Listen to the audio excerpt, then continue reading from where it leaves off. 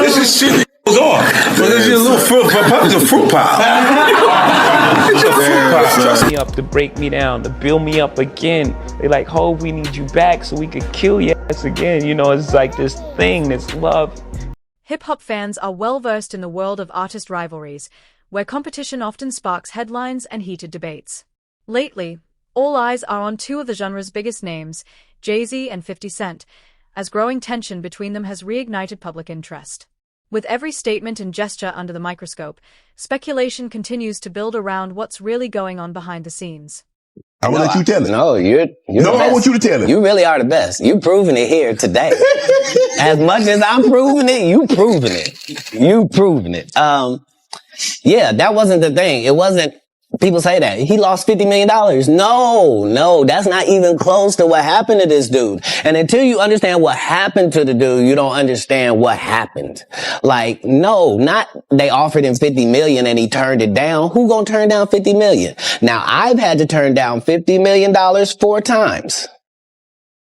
4 times. Just to protect my integrity and that virgin hole I was telling you about.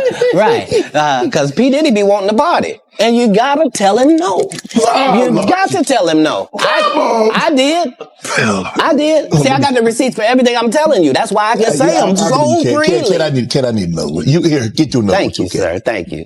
The spark that reignited this tension came during a recent interview, where 50 Cent didn't hold back. While discussing his journey in the music industry and the role of networking, he took a pointed jab at Jay-Z. According to 50, Jay-Z's rise to the top wasn't just about talent, it was heavily influenced by his powerful relationships. He suggested that once Jay-Z and Bob became a couple, accolades began pouring in, implying that even those close to them were benefiting without ever recording a single track. You made a comment, right, saying that you knew someone that went through Jimmy Hinchman proffer agreement for a drug case. And the proffer agreement revealed that Jimmy Hinchman, he could have walked away if he would have given up Diddy. What you mean by that? Well, what happened is that they had 9 different sections with Jimmy Hinchman regarding his proffer agreement. So that means the feds went in there 9 different times to talk to him. And in those sessions, they asked him, what do you know about Sean Puffy Combs or Sean Diddy Combs? I don't think it was Puffy at that time. It wasn't Diddy at the time. But what do you know about Sean John Puffy Combs having sex with underage boy?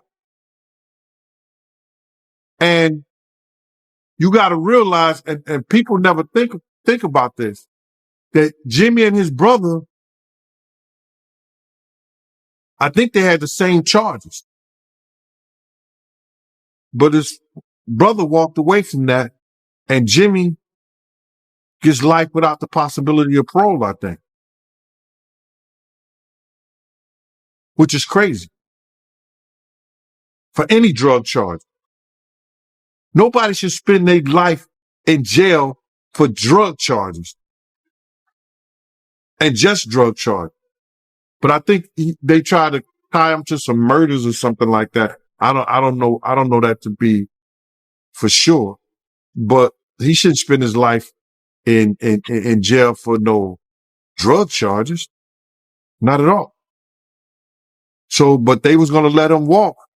If he'd have probably had to, for that proffer agreement, they probably let him walk. If he had any information regarding Puff having sex with underage boys. That the feds asked him in 2011. In 2011, brother.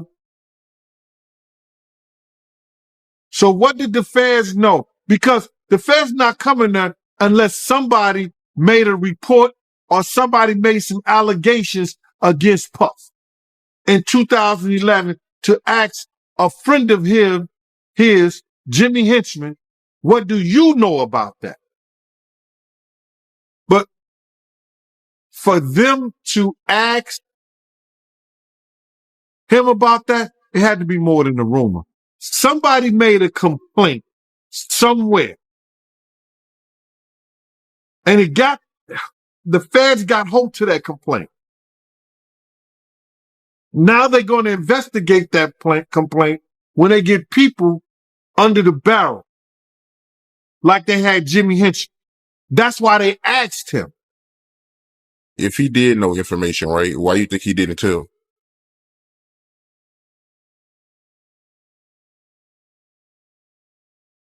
Then they would ask, how do you know? And then it comes into play, whereas that if you know of anybody that's in endangering the welfare of a child, and you see that, and you don't report it, you're just as guilty as the person who does it. While some might chalk up 50 Cent's comments to his usual trolling, there seems to be a deeper layer of tension between him and Jay-Z. Despite Jay-Z's towering status in the music world, 50 Cent hasn't hesitated to take repeated jabs over the years. He even recounted a backstage encounter at the American Music Awards where Jay allegedly threw a sharp joke in his direction. Ever since, fans of 50 have been speculating about the real reason behind his ongoing criticism. Many believe he may have hit a nerve that's never quite healed. First and foremost, I just want to say, I know a lot of people want to hear these stories and everything like that, because this is stuff that happened back in the day. And then maybe that if they knew there was going to ever be a YouTube, or they knew there was going to ever be social media, a lot of the stuff probably wouldn't have got played out like it did.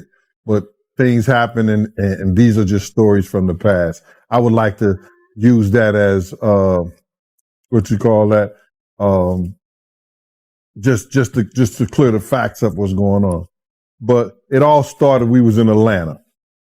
And this story starts when I'm with Puff, and he's in the exotic bookstores, and he's doing shopping, right? He's shopping, getting his stuff and everything like that. So, you know, this is the first time I was ever in an exotic bookstore with Puff. So, you know, I'm giving him his space. He's taking things off the shelves and stuff like that, because they gave him a brown paper bag. When they gave him a brown paper bag, he was just putting stuff in there. So I said, damn, you know, he got to go put it on the counter and, you know, show everybody what he's getting. So as he's going, I'm just looking at the places where he's picking stuff from. So there's one part he picked up some things from up here on my left side. And then he picked like quite a few of them down. I was like, okay. He put them in the bag. So when I went by there and I looked up there, and it said butt plugs. And I was like, hey, yo, I was messing with him, because people don't understand, you know, we was like friends. He was a part of the same gang. So I'm still going to tease him. I'm still going to mess with him and everything like that. I could do that. It wasn't just no security thing. So I say, yo, what are you getting this for? And it said butt plugs. And he was like, yo, can I do my shopping by myself? I said, yeah, you could do it by yourself, brother. And he started walking and everything like that. So when he got I just waited at the counter. So when he got to the counter, he didn't even have to show the guy nothing. He just gave the guy a wad of money. I mean, like, he gave the guy a stack, something like this. And Puff wasn't the dude that carried no 20s and no 50s and nothing like that. And I mean, like, he just said, boom. And we walked out the store. So we had to leave Atlanta and go to North Carolina for a show. You understand? And it was him, this rapper, Sarah, and this other girl. We all got on a G5. One of the most talked about chapters in Jay-Z's career is his fallout with former business partner and close friend Dame Dash. Their split shook the hip-hop world, sparking debates about trust and ambition.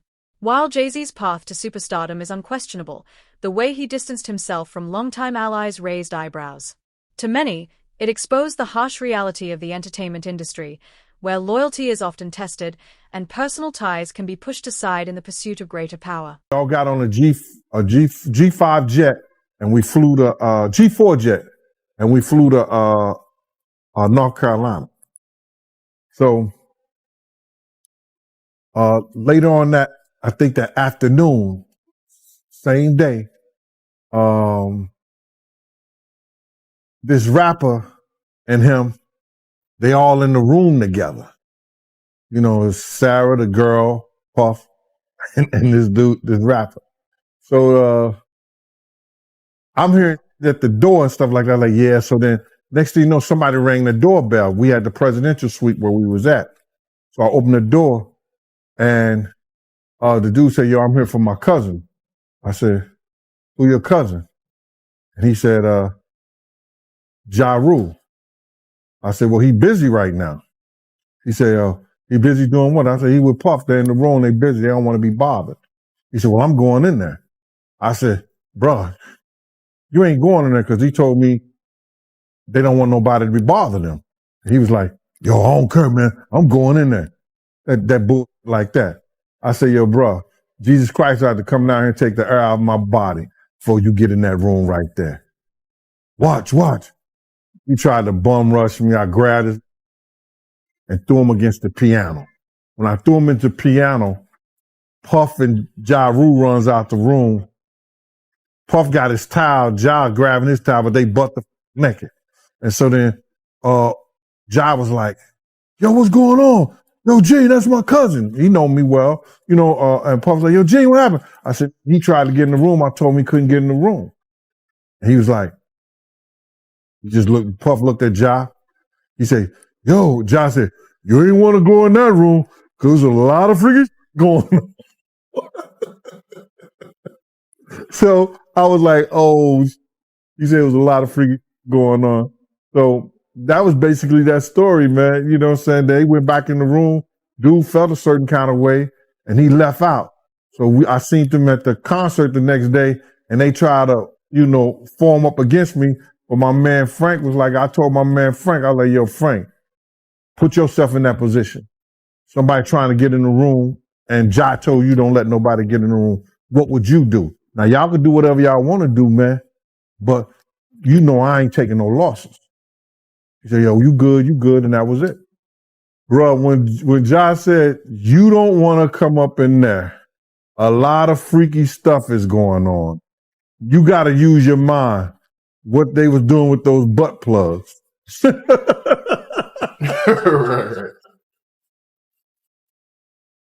Yeah, that was crazy. Yeah, it was real wild. Beyond his issues with 50 Cent, Jay-Z has faced criticism for partnering with controversial figures over the years, most notably R. Kelly. While few question his talent or cultural impact, some argue that certain alliances showed a willingness to prioritize success over principle. Still, his defenders maintain that Jay-Z's rise wasn't about compromise.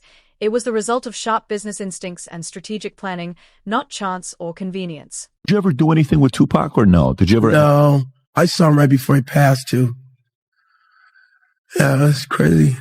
Never worked with him, though. What did Tupac do? He did gang-related Poetic Justice. Mm-hmm. He did Juice. Mm-hmm. And he did a couple other things. He did a basketball. And something with Jim Belushi. Remember he did the one thing? Yeah. What did he do? Can you Above the Rim, mm-hmm. Poetic Justice with Janet Jackson, which I thought it was great. Yeah, Bullet, I think is. Oh yeah, gang-related album soundtrack was actually good. I don't know if you've listened to the gang-related soundtrack. It was not in a minute. Yeah, it was a really, really good soundtrack. Yeah. Cuba, with all this stuff that's coming up with Diddy and you're on one end, 50 Cent is calling out Diddy and here's what he's doing and all this stuff, and they got the back and forth. Yeah. I got Suge on here. Look at this example. Look what happened. Yeah. And I got Suge on. Yeah, exactly. No question about it. What do you think's going on with all the stuff with Diddy, with Little Rod, with, all the stories that everybody's hearing about? You mean in terms of what? I mean, being his house being raided. I mean, that's crazy. That's the craziest thing I'd ever. And then, hey, how about me? I wake up in the morning, I turn on Today Show, and Actor Cuba Gooding Jr. I was like, excuse me, pull me into this. I think whatever he's dealing with, he's on his journey, man. I think that God has got him on a path where I can't imagine that he's stupid enough to do whatever he's doing and keep it on his premises. I think that the raid and all of that stuff, only time will tell. who was involved, who had been a frequent guest in these places and areas. It's funny because my lawyers said, every outlet in the world wants to talk to you. And again, I'm like, I'm not defining myself from some headline in the press. So I stayed quiet. And it's so funny. So I'll tell you a little story about who my girlfriend is. She gave Robert De Niro 3 grandkids. Her name is Claudine De Niro. She married his son, Raphael. They separated and we've been together for a while. But she, at one point, ran Naomi Campbell's publicity. She, at one point, ran P. Diddy's publicity, right when he started doing the white party thing. Mm-hmm. He had just gotten freed from indictment, found not guilty. Did he? And he said to her, I'm going to die running with these niggas, man. I need you to help me with the white folks and the switch. And so she helped change, cultivate his new image. So they had a friendship for years. But I had never met him till probably 2019, 20, just casually, Claudine and I. He invited us to his house. The pandemic was starting to ease. As the rift between 50 Cent and Jay-Z continues to simmer, fans and industry insiders alike are left wondering what comes next for these two hip-hop powerhouses. The tension shows no signs of cooling, driven by a mix of personal grievances and high-stakes rivalry. Whether this will lead to reconciliation or a deeper divide remains to be seen, but one thing's certain: the spotlight isn't leaving them anytime soon. And hadn't seen him since that night where this guy with this picture that says that I had my shoulder on him and all this stuff, making it look sordid. Well, that picture, everyone in the room, there's probably 300 of us on the deck of P. Diddy's, I'm going to show you, on P. Diddy's boat, New Year's Eve. I went from one ship, Happy New Year. So I hung out with Tyson, and next ship, there's Drake. This ship had P. Diddy. He had his guy, his videographer. They're listening to music. And he says, hey, Cube, listen, you want to hear P. Diddy's new song? I said, yeah, sure. Sit down next to him. They didn't use this angle, which to me makes me laugh, because I go, oh, I get it. You made it look the way you wanted it to look. But that, and if you hold it, you know how you hold it and it does the thing where, can you hear all the people? If you tap it or something, it's a live picture. You see what I mean? It's like, here we are, just listening to music. Finished, took the thing off, said whatever I said to him, left. That was it. But this guy who's suing him went after the money, man. I'm sure. And by the way, I don't know P. Diddy's life. I don't know what he's going through. I don't know what the police are going to find on all of that. Were you guys close? Were you guys friends, or? We were acquaintances, just like I just showed you. Yeah. 2-3 times I've seen him. So it's. Oh, so Diddy, you've only seen him 2 or 3 times. That's what I'm saying. That's what I'm saying. So why would they include you all of a sudden in some way? I think because of the darkness of the other grab of the cases that I already had went through. Right. A lot of that stuff is 18 though, 19, right? Those are from 5-6 years ago. That's cases. Right. Yeah. Right. And that was that at the peak of the Me Too movement, or was that pre-Me Too movement? That's right. That's right when it kicked off. Yeah. Right. That was crazy. Yeah. So it's going to be interesting to see what happens with, Diddy. Oh, 100%. Yeah. 100%. But I did not know that you guys only hung out 2 or 3 times. That's it, man. And 50 was with you for your 56th birthday. I think you guys were hanging out together in Miami. Yeah, because we were in St. Bart's on that boat. But then in Miami, which is where I run around now, of course, I ran into 50 and he was promoting his champagne. I've seen Drake 100 times around town. He loves Miami. Yeah. Yeah. 50. I'm big with the rappers. How do you feel about 50? How's 50 like? It's so funny. I got a call from 50 who reached out to me and said, we got to uplift our black entertainers and let's work together. I said, great. So we'll see, I try not to voice any of my opinion when it comes to the rap songs, because just like everybody else, I'm into that music, man. Are you following the Lamar and Drake thing? No, I just heard about that. Yeah, you got it. I mean, that's like a whole. Somebody just got shot today outside of Drake's house. I heard. See that? I heard. So, I mean, it's like drive-by shooting in a gated community. I mean, that sounds a little crazy. Yeah, Drake's security guard seriously injured in shooting at Toronto's mansion. Guard was shot inside Drake's home and had serious. Fans have been especially captivated by 50 Cent's relentless focus on questioning Jay-Z's credibility and ethics. From casting doubt on the legitimacy of his accolades to calling out how he's distanced himself from past collaborators, 50's critiques have been anything but subtle. While some see it as pure provocation, others think he's exposing uncomfortable truths about the industry's inner workings. Either way, 50 Cent hasn't pulled any punches when it comes to challenging one of hip-hop's biggest names. But non-life-threatening injuries while the assailant fled in a vehicle. Yeah, I say to them, just like I said to Tupac when I saw him in the lobby of that hotel in Chicago. He said, "Hey, man, help me, man. Give me some advice." I said, "Hey, man, just remember your artistry first. I know you get caught up with all this madness, but you're an artist now."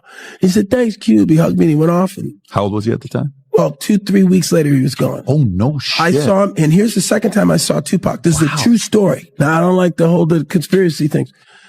But that day, he was in a convertible, like Rolls Royce.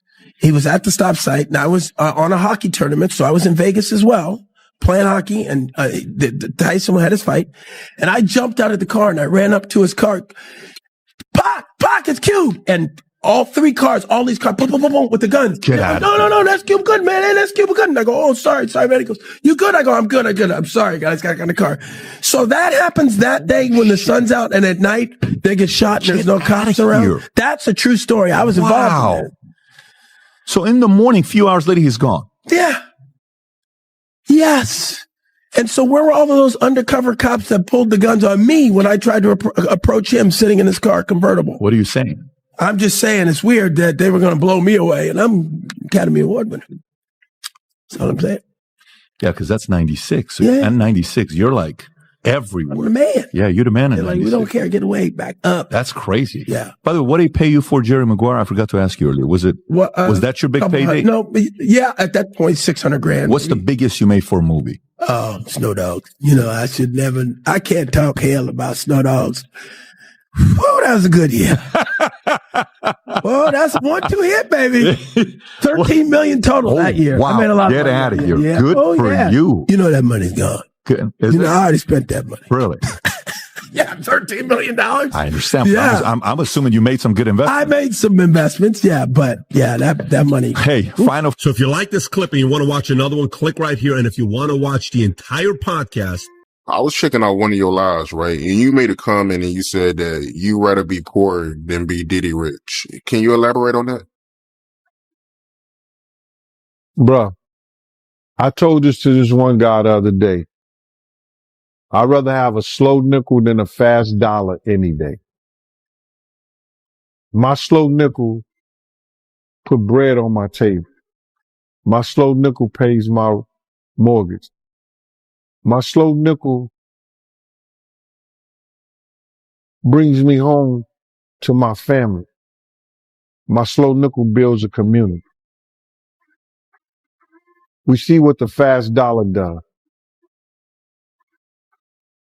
Being Diddy rich takes a guy that once name was Puffy,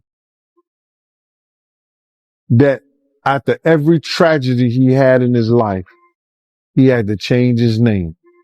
Puffy, Puff Daddy, Diddy, Brother Love. Puffy, from the DC tragedy, went to when those kids was trampled over. I think 1 or 2 kids died at a function in DC that he gave. Puffy. City College. Puff Daddy. Biggie. He comes name to Diddy. And now the allegations with Cassie and everything, he went from brother love to love. Being Diddy rich have you thinking you something that you're not. That you greater than what you're supposed to be and the people around you. When I say I'd rather be my poor with my peace of mind, with my own thoughts, my own community, my own love, with my family than to be so rich that I'm thinking I'm something that I'm not. That's what they do, bro.